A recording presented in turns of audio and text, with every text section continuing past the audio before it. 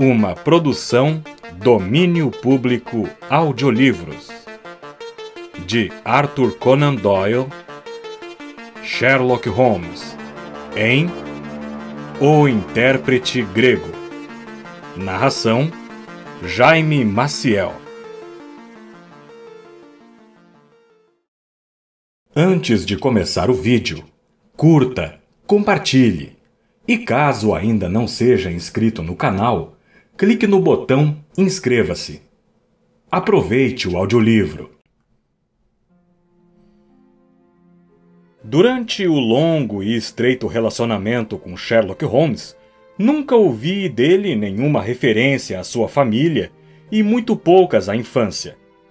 Esta reticência de sua parte aumentou a impressão pouco humana que ele me transmitia, a ponto de me surpreender às vezes a observá-lo como um fenômeno isolado, um cérebro sem coração, tão desprovido de simpatia humana quanto fértil em inteligência.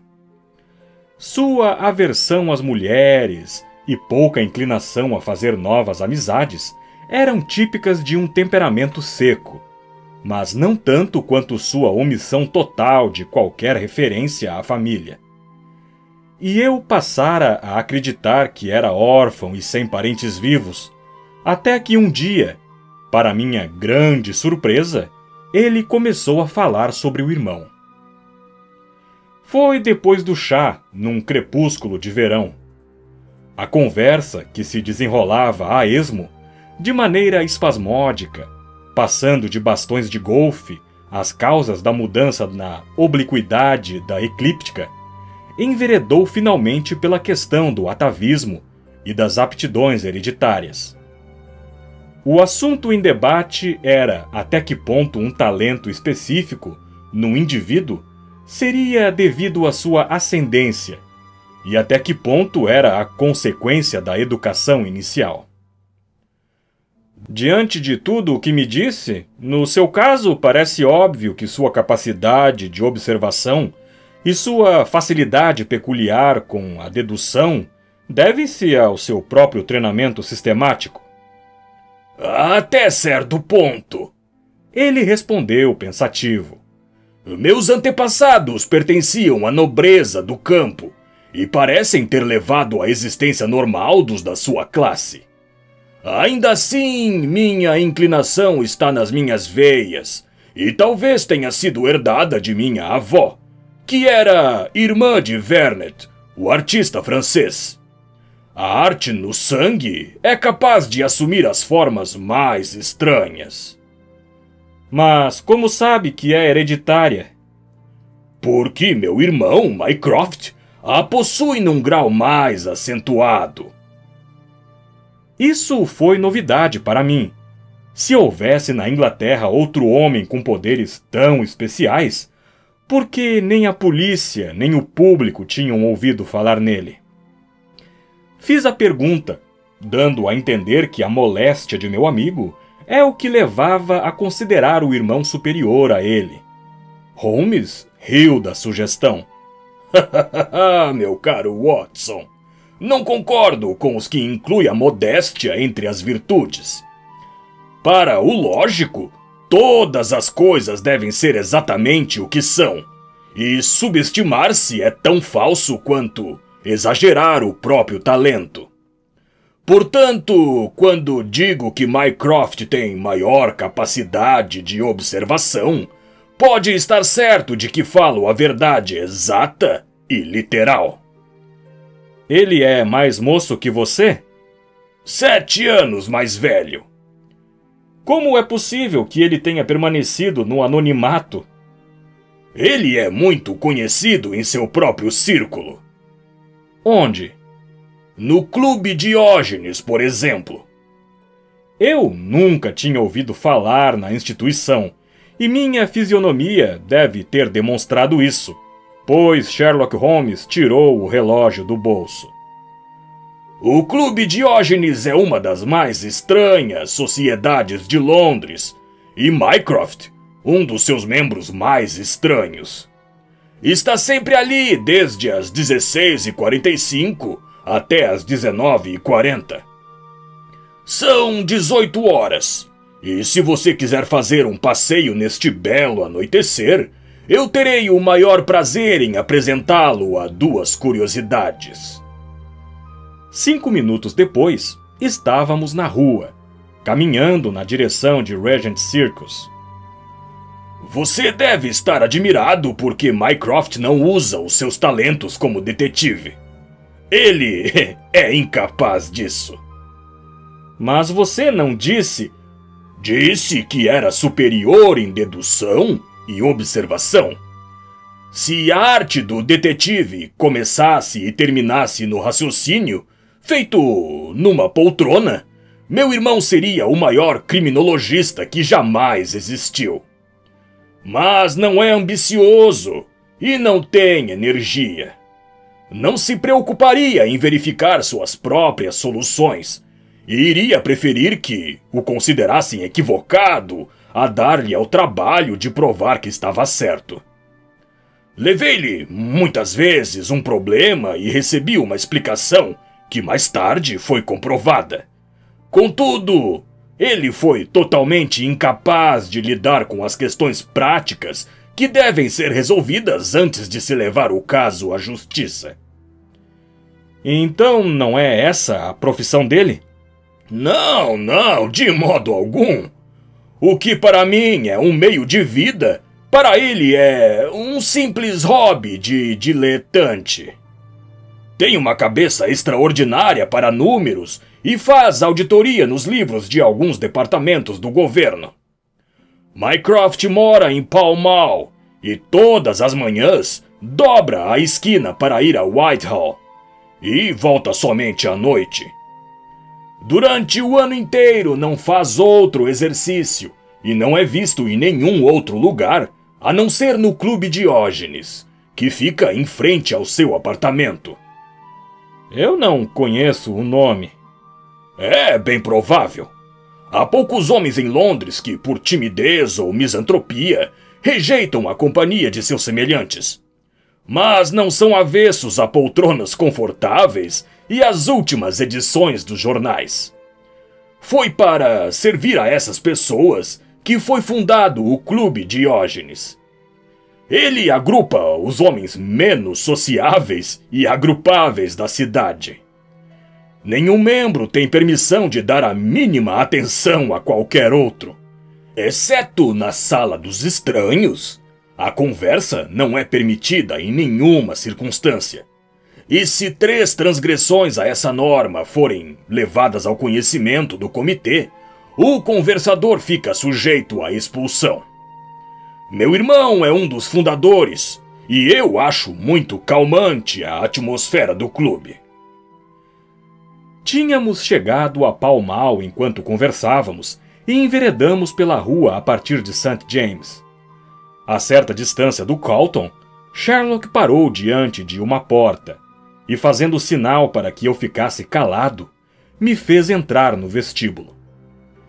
Através do painel de vidro, vi uma sala luxuosa, onde um número considerável de homens liam os jornais, cada qual no seu canto. Holmes conduziu-me a um pequeno recinto que dava para Pall Mall, e, ausentando-se por um instante, voltou com alguém que só poderia ser seu irmão. Mycroft Holmes era mais alto e vigoroso do que Sherlock. Seu corpo era robusto, mas o rosto, embora maciço, conservava algo de vivacidade, de expressão tão notável em Sherlock.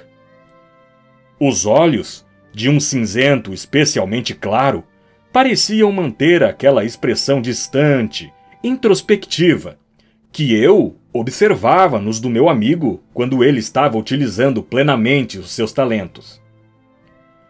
É um prazer conhecê-lo, senhor, disse ele, estendendo a mão lisa como a nadadeira de uma foca. Ouço falar de Sherlock em toda parte, desde que o senhor se tornou o biógrafo dele. E, por falar nisso, Sherlock, esperava que você me consultasse na semana passada a respeito do caso daquela mansão. Achei que seria difícil demais para você. Não, consegui resolvê-lo, disse meu amigo, sorrindo. Foi Adams, naturalmente. Sim, foi Adams. Eu tinha certeza desde o início. Os dois sentaram-se perto da janela do clube. Este é o lugar ideal para quem quiser estudar a humanidade, observou Mycroft. Veja que tipos magníficos! Repare naqueles dois homens que estão caminhando na nossa direção, por exemplo. O marcador de bilhar e o outro? Exatamente. O que acha do outro? Os dois haviam parado diante da janela. Marcas de giz sobre o bolso do colete eram os únicos sinais de bilhar que notei num deles.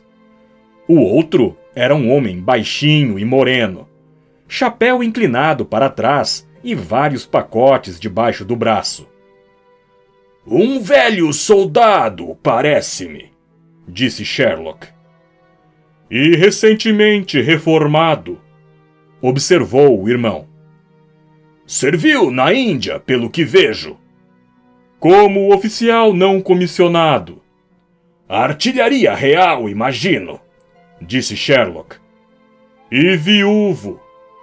Com filhos, meu caro rapaz, com filhos. Ora, isso é demais, protestei rindo. Não é fácil dizer que um homem com aquele porte, expressão autoritária e tez curtida de sol é um soldado. Mais que um soldado raso e recentemente chegado da Índia. O fato de ter deixado o exército há pouco tempo é indicado por usar ainda botas de munição, como são chamadas, observou Mycroft. Não tenho o andar do cavalariano, mas usava o chapéu inclinado para o lado, como demonstra a pele mais clara naquela parte do rosto. O peso indica que não podia ser sapador. Serviu na artilharia.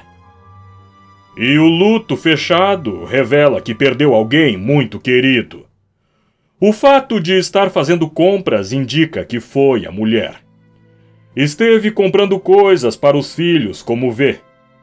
Há um chocalho, o que mostra que um deles é muito pequeno. É provável que a mulher tenha morrido ao dar à luz. O fato de levar debaixo do braço um livro ilustrado indica que há uma outra criança na história. Comecei a perceber o que meu amigo queria dizer ao mencionar os talentos mais perspicazes do irmão. Olhando para mim, ele sorriu. Mycroft aspirou rapé tirado de uma caixinha de tartaruga e sacudiu os grãos que caíram no casaco, agitando um grande lenço de seda vermelha. Sherlock, tenho algo bem ao seu estilo. Um problema singular que me foi apresentado. Não tive disposição para acompanhá-lo, a não ser de maneira muito superficial, mas deu-me uma base para especulações muito agradáveis. Se estiver interessado nos fatos... Será um prazer, meu caro Mycroft. O irmão rabiscou um bilhete numa folha de seu caderninho de anotações e, tocando a campainha, entregou-o ao garçom. Pedi ao Sr. Melas que venha até aqui. Ele mora um andar acima do meu. Conheço-o ligeiramente e por isso ele me procurou quando se viu em apuros. O Sr. Melas é de origem grega, segundo eu soube, e um linguista extraordinário. Ganha a vida como intérprete em tribunais e também como guia de orientais abastados que se hospedam nos hotéis da Northumberland Avenue. Vou deixar que ele conte à sua maneira a experiência extraordinária que viveu. Minutos depois, apareceu um homem baixo e gordo, cuja tez morena e cabelos pretos indicavam sua origem sulina. Embora seu modo de falar fosse o de um inglês culto. Trocou um caloroso aperto de mãos com Sherlock Holmes e seus olhos escuros cintilaram de prazer ao perceber que o especialista estava ansioso por ouvir a sua história. Não acho que a polícia acredite em mim. Palavra! Disse em tom lamentoso. Só porque nunca ouviram falar nisso, pensam que não possa existir. Mas eu não ficarei descansado enquanto não descobrir que fim levou o pobre homem com o rosto emplastrado de esparadrapo. Conte com minha total atenção, disse Sherlock. Hoje é a noite de quarta-feira, disse o Sr. Melas. Então foi na segunda à noite. Há 2 dias apenas que tudo aconteceu. Sou o intérprete, como o meu vizinho talvez tenha dito. Traduzo todas as línguas, ou quase todas, mas como sou grego de origem e tenho nome grego, é a esse idioma em particular que me associam. Há anos sou o principal intérprete do idioma em Londres e muito conhecido nos hotéis. Sou procurado com frequência nas horas mais estranhas. São estrangeiros em dificuldades ou viajantes que chegam tarde e precisam dos meus serviços. Não me surpreendi, portanto, quando, na segunda-feira à noite, um certo Sr. Latimer, rapaz muito bem vestido, procurou-me na minha casa, pedindo que o acompanhasse no cabriolé que aguardava à porta. Um amigo grego fora visitá-lo a negócios, explicou. E como só sabia falar a sua língua, os serviços de um intérprete eram indispensáveis. Deu-me a entender que a casa ficava um tanto distante, em Kensington, e parecia muito apressado, fazendo-me entrar no cabriolé assim que chegamos à rua. Disse cabriolé, mas logo me perguntei se não estaria numa carruagem. O veículo era mais espaçoso que a maioria dos que, desgraçadamente, circulam em Londres. E o estofamento, embora em mau estado, era de boa qualidade. O Sr. Latimer sentou-se na minha frente e partimos, atravessando Charing Cross e enveredando pela Shaftesbury Avenue. Estávamos na Oxford Street quando me arrisquei a fazer uma observação a respeito do caminho tortuoso que fazíamos para chegar a Kensington, mas as palavras morreram-me nos lábios diante da conduta extraordinária do meu companheiro.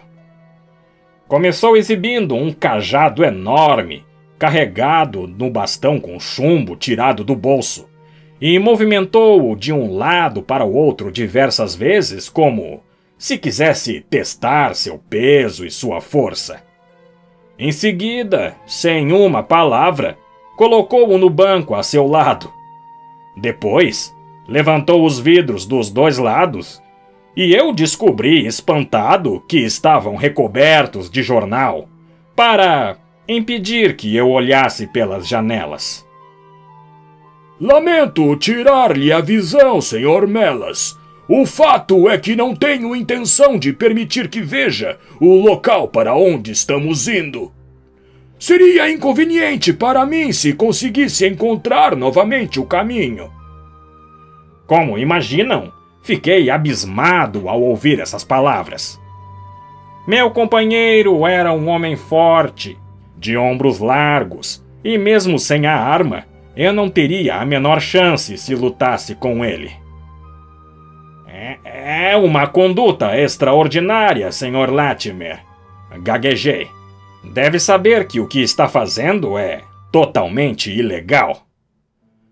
É uma liberdade que tomo, sem dúvida, mas será compensado. Mas devo preveni-lo, Sr. Melas, que se a qualquer momento desta noite tentar dar um alarme ou fizer alguma coisa contrária aos meus interesses, descobrirá que corre perigo. Peço que não esqueça que ninguém sabe onde está e que nessa carruagem ou na minha casa acha-se em meu poder.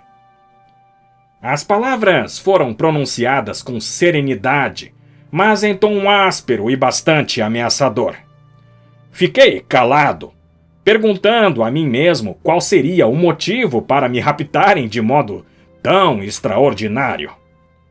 Fosse qual fosse, ficara evidente que era inútil resistir. Restava-me esperar para ver o que aconteceria. Viajamos durante 2 horas sem que eu tivesse a menor pista do nosso destino. Às vezes, o ruído de pedras indicava um caminho calçado. Outras vezes, ao deslizar suave e silencioso, sugeria asfalto. Mas, além dessa variação de sons, não havia nada que me ajudasse a descobrir onde estávamos. O papel que recobria os vidros não deixava passar a luz e uma cortina azul fora puxada sobre o vidro dianteiro. Eram 19h15 quando saímos de Pall Mall, e meu relógio mostrava que eram 21h10 quando finalmente a carruagem parou. Meu companheiro arriou o vidro e vi de relance uma porta em arco, baixa, sobre a qual ardia uma lâmpada. Fui tirado às pressas do veículo enquanto a porta se abria, e eu me vi no interior da casa, captando a vaga impressão de um gramado e árvores de ambos os lados da entrada. Mas eu não saberia dizer se era um jardim particular ou se estávamos no campo. Havia uma lâmpada colorida no interior, com uma chama tão baixa que eu mal conseguia enxergar, a não ser que estava num vestíbulo amplo com quadros nas paredes. Nessa luz fraca, percebi que a pessoa que abrira a porta era um homenzinho de meia idade, de ombros caídos e expressão zangada. Quando se virou para nós, um reflexo de luz revelou que usava óculos. É esse o Sr. Mellas, Harold? Perguntou. É. Muito bem, muito bem. Espero que não leve a mal, Sr. Mellas. O caso é que não podíamos dispensá-lo. Se agir corretamente, não terá motivos para se lamentar. Mas se tentar algum truque, peça a Deus que o ajude. Falava aos arrancos, nervoso, frases estremeadas de risadinhas, mas deu-me a impressão de estar dominado pelo medo. O que querem de mim? Perguntei. Apenas faça algumas perguntas a um senhor grego que está nos visitando e transmita as respostas dele. Mas não diga nada além do que lhe pedirem. Ou... Nova risadinha nervosa. Lamentará o dia em que nasceu. Enquanto falava, abriu uma porta e levou-me a uma sala que parecia suntuosamente mobiliada, mas também estava iluminada por uma única lâmpada de chama bastante reduzida. A peça era ampla, e o fato de meus pés afundarem nos tapetes indicava sua riqueza. Vi de relance poltronas forradas de veludo, uma lareira alta de mármore branco, junto à qual havia uma armadura que me pareceu japonesa. Sob a lâmpada havia uma cadeira e o senhor idoso fez sinal para que eu me sentasse. O rapaz desapareceu e voltou de repente por outra porta, na companhia de um velho de olhar feroz, trazendo um homem vestido com uma espécie de roupão solto, que se aproximou lentamente de nós. Quando entrou no círculo de luz, que me permitia vê-lo com mais nitidez, estremeci de horror.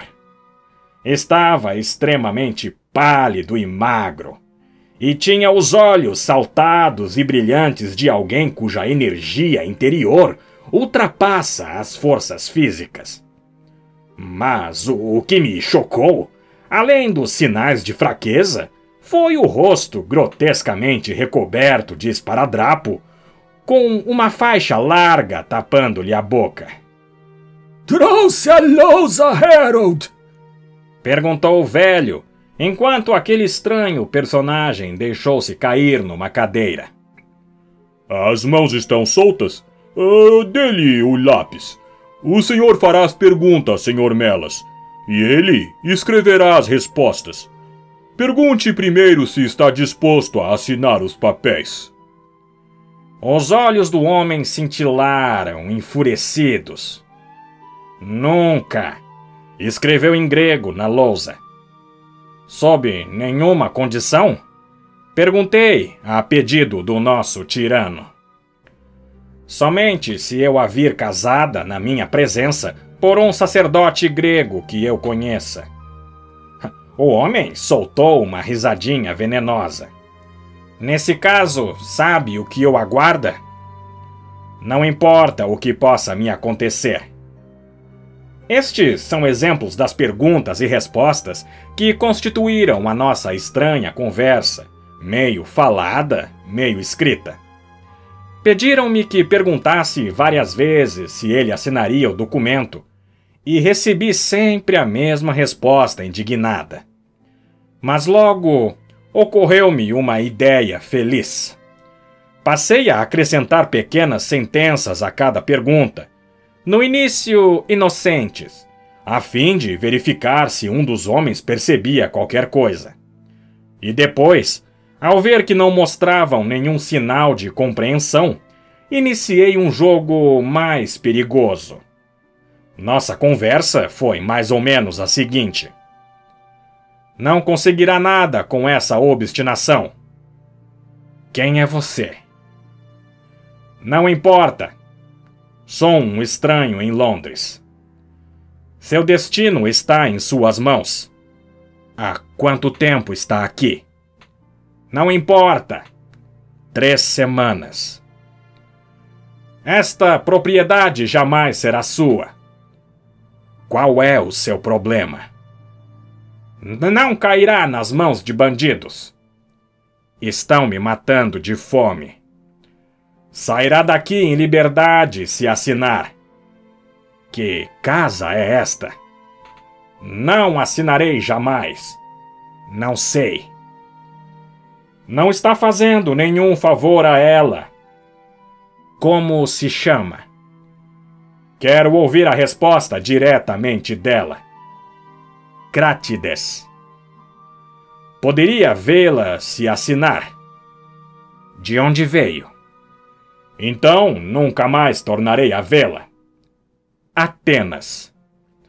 Mais 5 minutos, Sr. Holmes, e eu obteria toda a história na cara dos homens. A minha pergunta seguinte teria esclarecido a questão, mas naquele instante a porta se abriu e uma mulher entrou na sala. Não a vi com nitidez suficiente, mas sei que ela era alta e graciosa, de cabelos pretos, e vestia uma espécie de bata branca flutuante. Harold, não aguentei mais. Ela falava inglês com sotaque. Fico tão solitária lá em cima, somente com... Oh, meu Deus! É Paul! As últimas palavras foram pronunciadas em grego. No mesmo instante, o homem, num esforço supremo, arrancou o esparadrapo da boca e, gritando Sophie, Sophie, correu a abraçá-la. Mas o abraço durou apenas um instante, pois o rapaz agarrou a mulher e arrastou-a para fora da sala, enquanto o mais velho facilmente dominava a vítima enfraquecida, arrastando-a para outra porta. Vendo-me sozinho por um instante na sala, levantei-me com a vaga ideia de obter uma pista a respeito da casa onde estava.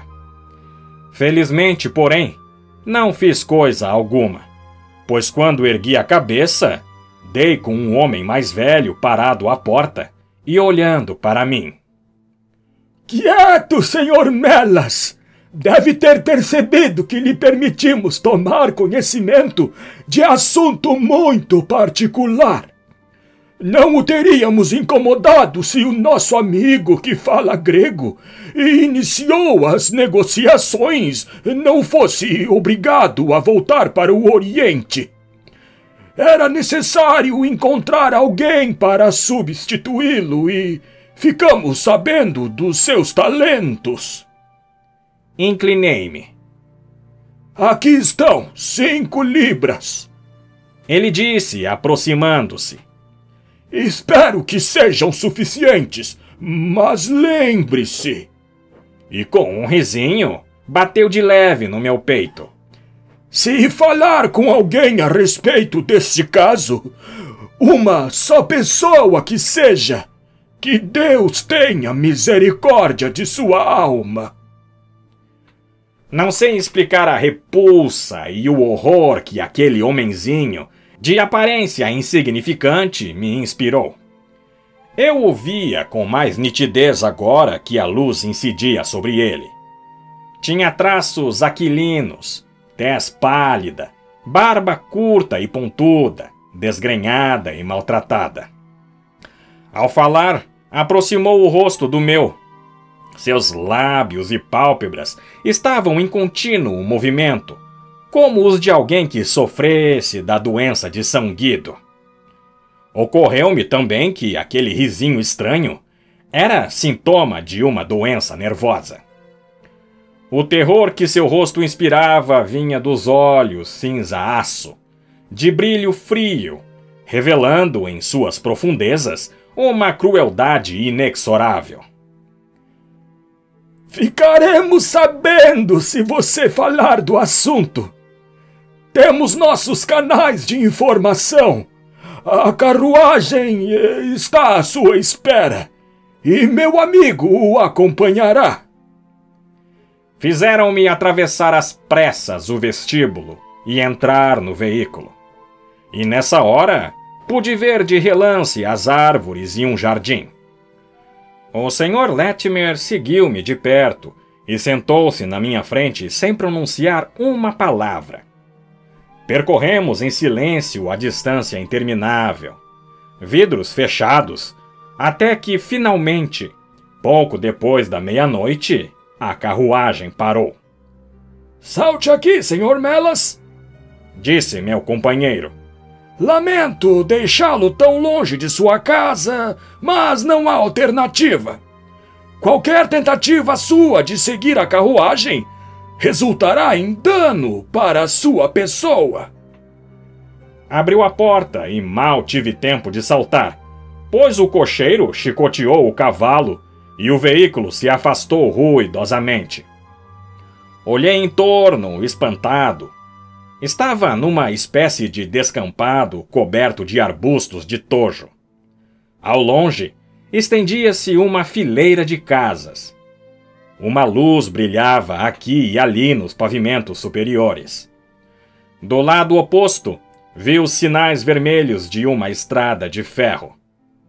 A carruagem já havia desaparecido. Olhei em volta, perguntando a mim mesmo onde estaria, quando percebi que alguém se aproximava na escuridão.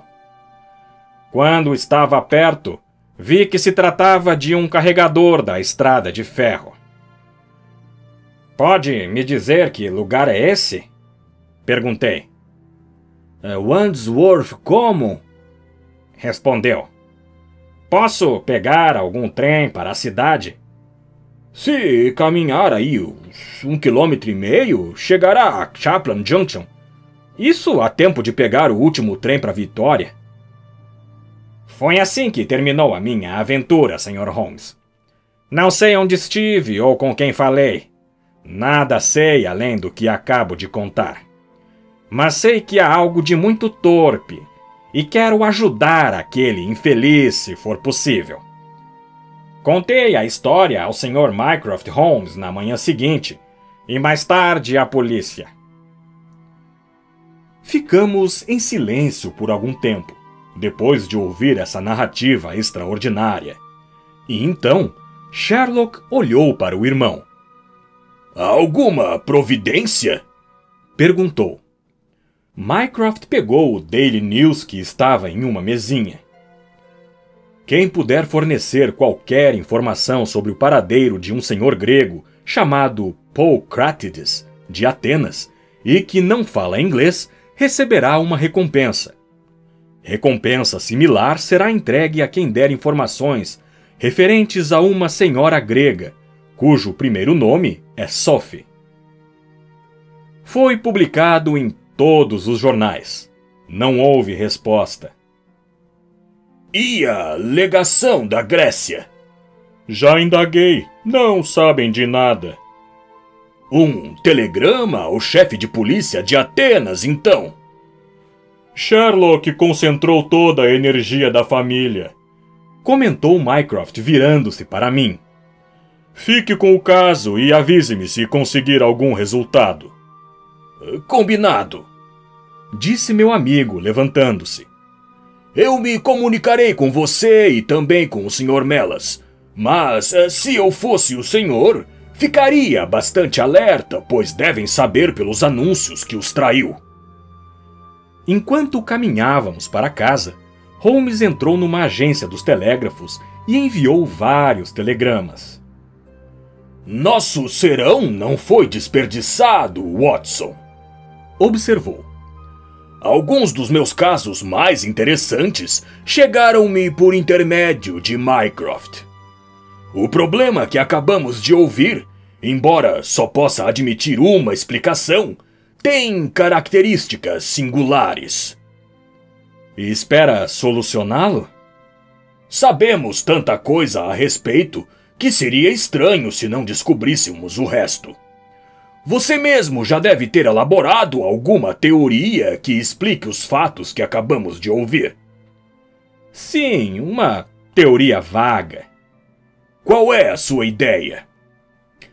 Parece óbvio que a moça grega foi sequestrada pelo jovem inglês chamado Harold Latimer. Sequestrada? Onde?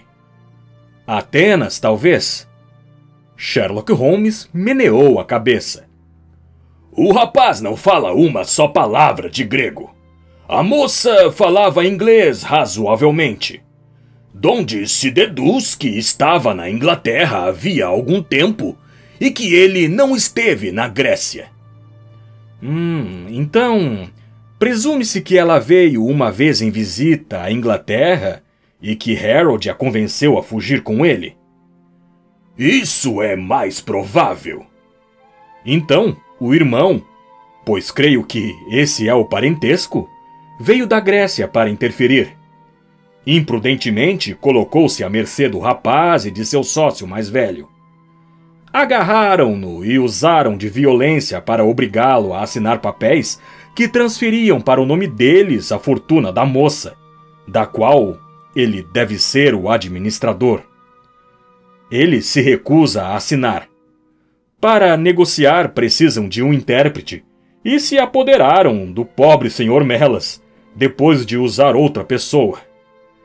A moça não é informada da chegada do irmão e fica sabendo por mero acaso. Excelente, Watson! Exclamou Holmes. Creio que não está muito longe da verdade. Temos todas as cartas na mão e só devemos temer algum ato repentino de violência por parte deles. Se nos derem tempo, nós os pegaremos. Mas como encontraremos a casa? Se nossas conjecturas estiverem corretas, o nome da moça é ou era Sophie Catrides. Não será difícil encontrá-la. É a nossa maior esperança, pois o irmão, naturalmente, não passa de um completo estranho. Claro que se passou algum tempo desde que esse Harold travou relações com a moça. Semanas, pelo menos, até o irmão saber na Grécia e vir para cá. Se os jovens estavam vivendo juntos nesse período, é provável que obtenhamos alguma resposta ao anúncio de Mycroft. Enquanto conversávamos, chegamos à nossa casa, na Baker Street. Holmes subiu na frente e, ao entrar na porta da casa, soltou uma exclamação de surpresa. Olhando por cima do ombro dele, levei um susto igual. Mycroft estava sentado numa poltrona, fumando. Entre, Sherlock. Entre, senhor. Falou tranquilo, sorrindo diante da nossa surpresa. Não esperava tanta energia de minha parte, não é, Sherlock? Mas este caso me atrai. Como veio até aqui? Passei por vocês num cabriolé. Aconteceu alguma coisa? Recebi uma resposta ao meu anúncio. Chegou alguns minutos depois que saíram. E o que dizia? Mycroft Holmes tirou do bolso um papel. Aqui está, escrita com pena sobre papel creme, por um homem de meia idade e constituição franzina. Senhor, diz ele, em resposta ao seu anúncio de hoje, quero informar que conheço muito bem a senhora em questão. Se quiser me visitar, eu lhe darei alguns detalhes de sua dolorosa história. Ela reside, no momento, em The Myrtles, Beckenham. Seu, atenciosamente, J. Davenport. Remeteu a carta de Lower Brixton, observou Mycroft Holmes. Não acha que devemos ir agora tomar conhecimento desses detalhes, Sherlock? Meu caro Mycroft, a vida do irmão é mais valiosa do que a história da irmã. Creio que devemos ir a Scotland Yard procurar o inspetor Gregson e seguir direto para Beckenham. Sabemos que há um homem condenado à morte e cada hora que passa é decisiva.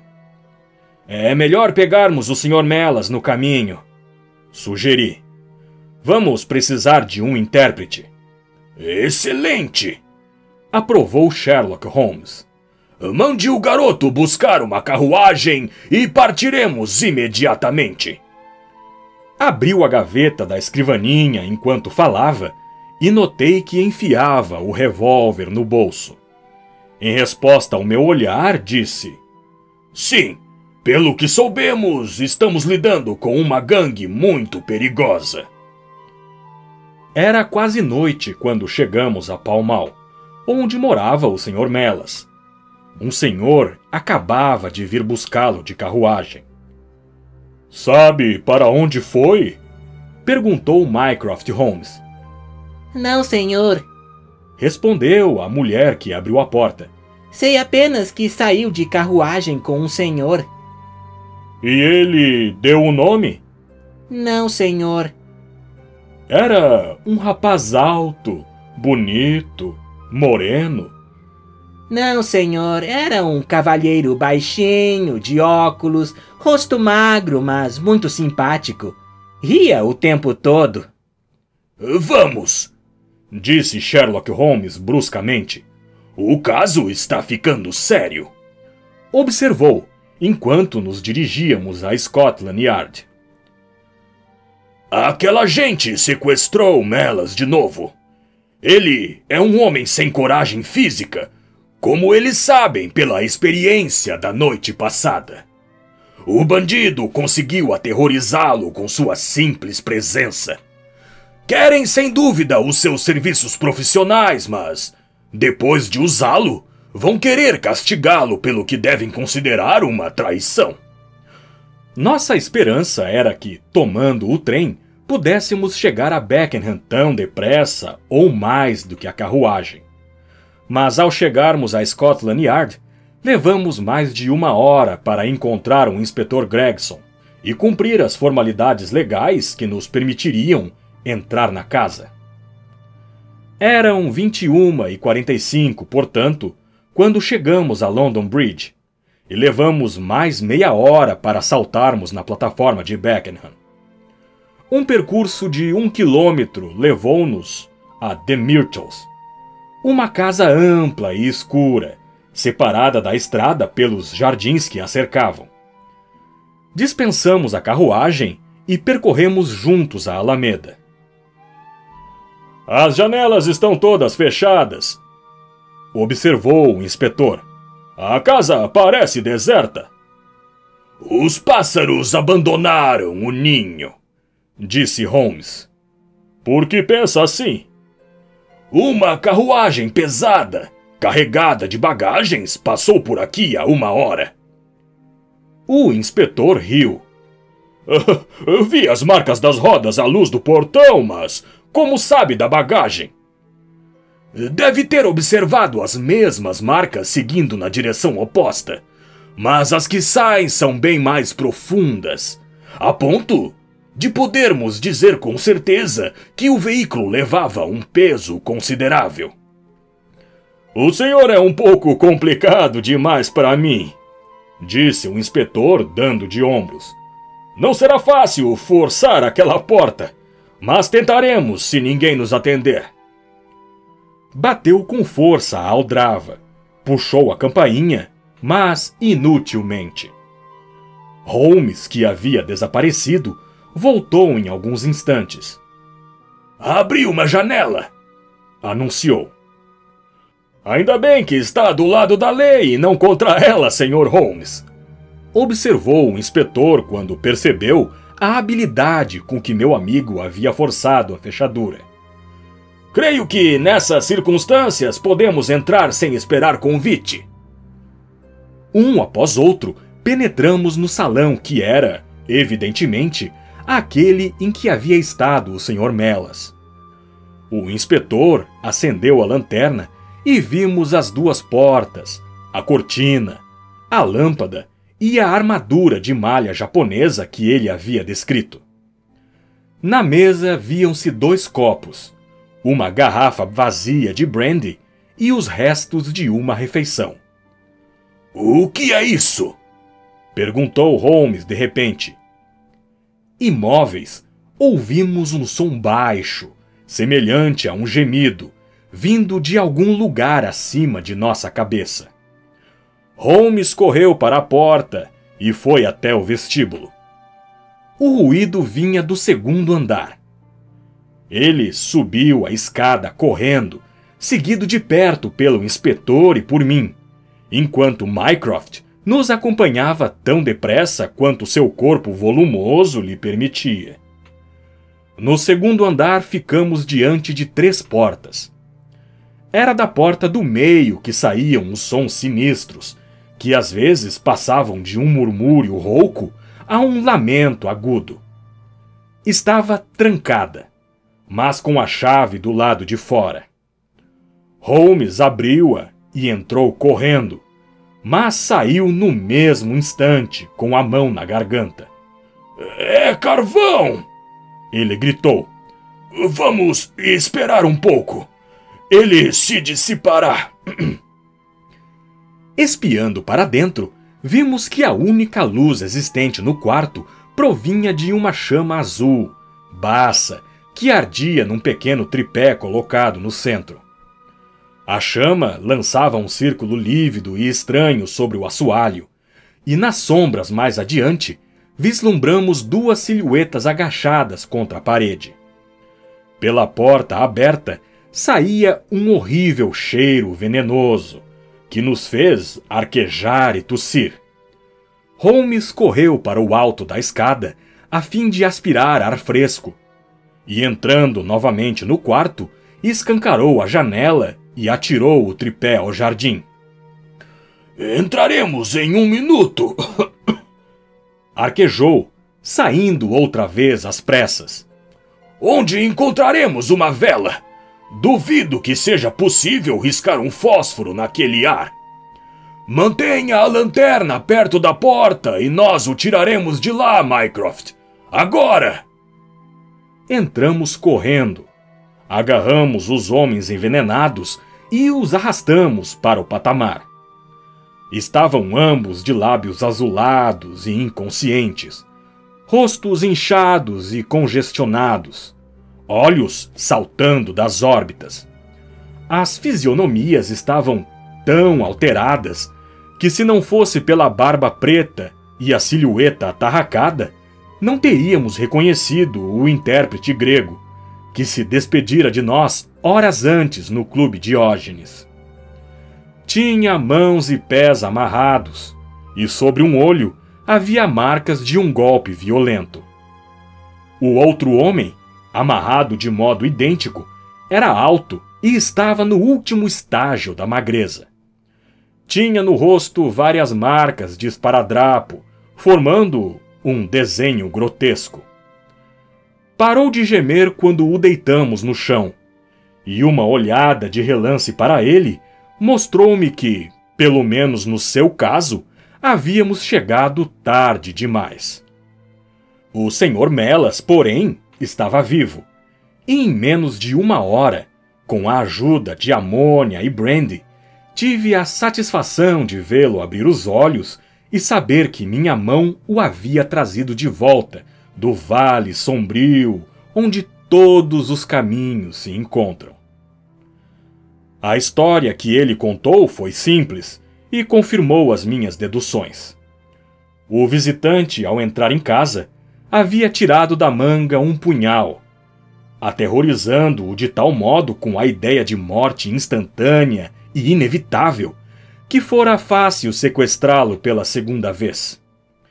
De fato, era quase hipnótico o efeito que o bandido, cheio de risos, exercera sobre o infeliz linguista, pois só falava nele de mãos trêmulas e faces pálidas. Fora levado rapidamente a Beckenham, atuando como intérprete na segunda entrevista, mais dramática ainda que a primeira. Os 2 ingleses ameaçaram o prisioneiro de morte imediata se ele não concordasse com suas exigências. Finalmente, vendo-o indiferente a todas as ameaças, jogaram-no de volta à prisão. Depois de acusarem Melas de traição por causa dos anúncios publicados em todos os jornais, tinham-no atordoado com um golpe de bengala. Ele não se lembrava de mais nada até nos ver inclinados sobre ele. Esse foi o caso estranho do intérprete grego, cuja explicação continua envolta em certo mistério. Conseguimos descobrir, comunicando-nos com o senhor que respondeu ao anúncio, que a infeliz senhora pertencia a uma rica família grega e que estava na Inglaterra em visita a amigos. Nessa ocasião, conhecera um rapaz chamado Harold Latimer, que exercera tamanha influência sobre ela a ponto de convencê-la a fugir com ele. Os amigos, escandalizados com o fato, tinham se limitado a informar o irmão em Atenas e lavado as mãos. O irmão, chegando à Inglaterra, cometera a imprudência de se colocar à mercê de Latimer e seu sócio, chamado Wilson Camp, um homem de péssimos antecedentes. Os 2, ao descobrirem que, por ignorar o idioma, ele estava indefeso em suas mãos, mantiveram-no prisioneiro, tentando, por meio de violência e de fome, obrigá-lo a ceder-lhes os bens dele próprio e da irmã. Mantinham-no na casa sem o conhecimento da moça, e o esparadrapo no rosto tinha o objetivo de dificultar sua identificação, caso ela chegasse a vê-lo. Mas a percepção feminina reconhecera-o imediatamente através do disfarce, quando, por ocasião da visita do intérprete, encontrara-o pela primeira vez. Mas a pobre moça também era prisioneira, pois não havia mais ninguém na casa, exceto o empregado que servia de cocheiro e sua mulher, ambos instrumentos dos conspiradores. Ao verem que o segredo fora revelado e que o prisioneiro não seria coagido, os 2 bandidos, levando a moça, abandonaram em poucas horas a casa alugada, depois de se vingarem, segundo julgavam, do homem que os havia desafiado e daquele que o traíra. Meses depois, recebemos de Budapeste um estranho recorte de jornal. Dizia que 2 ingleses que viajavam com uma mulher haviam morrido de maneira trágica. ambos apunhalados. A polícia húngara achava que haviam brigado e afligido um ao outro ferimentos mortais. Holmes, contudo, tinha uma opinião diferente e afirma até hoje que se conseguíssemos encontrar a moça grega, saberíamos como haviam sido vingados os males feitos a ela e ao irmão. Fim.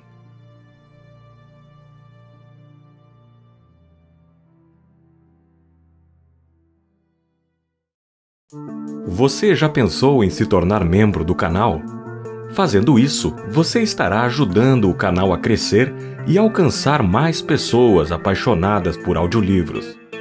Outra forma de contribuir é clicando no botão Valeu, abaixo deste vídeo. Você pode nos ajudar com qualquer valor e contribuir diretamente para a melhoria do canal. Cada doação é extremamente valiosa e nos ajuda a investir em equipamentos melhores, produzir mais conteúdo e continuar trazendo audiolivros de qualidade para você.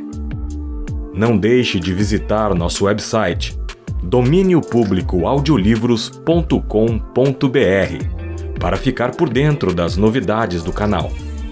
Siga-nos também no Instagram e Facebook para conteúdo exclusivo. Obrigado pela sua audiência. Nos vemos no próximo vídeo, aqui no canal Domínio Público Audiolivros.